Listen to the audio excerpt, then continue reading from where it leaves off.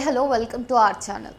సమాజంలో ఉన్నత వర్గానికి చెందిన మహిళలే రాజకీయాల్లోకి రావటం, రాజకీయాల్లో రాణించడం కష్టతరమైన ఈ కాలంలో ఒక వెనుకబడిన గిరిజన తెగకు చెందిన ఒక సాధారణ మహిళ ఎలాంటి రాజకీయ నేపథ్యము లేకుండా ఒక మారుమూల గ్రామం నుంచి వచ్చి రాష్ట్ర మంత్రిగా ఎదిగారంటే చాలా గొప్ప విషయం.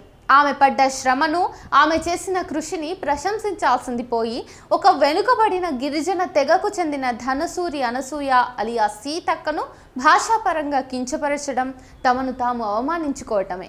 కోయ సమాజం ప్రధానంగా కోయ భాషను మాట్లాడుతుంది. దీనిని కోయ అని కూడా పిలుస్తారు. ఇది గోండికి దగ్గరి సంబంధం ఉన్న దక్షిణ మధ్య ద్రావిడ భాష. తెలంగాణలో ఉన్న చాలామంది గిరిజనులు వారి వారి సొంత భాషలను మాట్లాడటం వల్ల తెలుగు కానీ ఇతర భాషలు కానీ మాట్లాడటంలో కొంత ఇబ్బంది పడతారు. నేడు భాషాపరంగా ఆమెను విమర్శించిన వారు ఉన్నత వర్గమైన కుటుంబంలో జన్మించి వంశపారంపర్యంగా రాజకీయాల్లో చలామణి అవుతున్నవారు. తెలంగాణ రాష్ట్రంలో పుట్టిన తమకు తెలుగు రాదనే విషయంపై చింతించకుండా ఒక వెనుకబడిన గిరిజన మహిళను నిండు శాసనసభలో భాషాపరంగా అవమానించడం అంటే యావత్ గిరిజన సమాజాన్ని అవమానించినట్టే.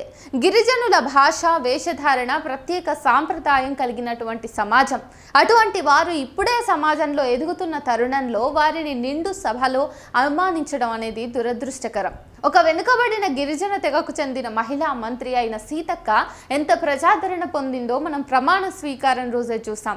అలాగే కరోనా లాంటి కష్ట సమయంలో ఎవరూ చేయనటువంటి సాహసం చేసి చాలామంది నిరుపేద గిరిజన కుటుంబాలకు ఆర్థిక, మానసిక స్థైర్యాన్ని ఇచ్చిన విధానం ప్రపంచం మొత్తం ఆమెను అభినందించింది.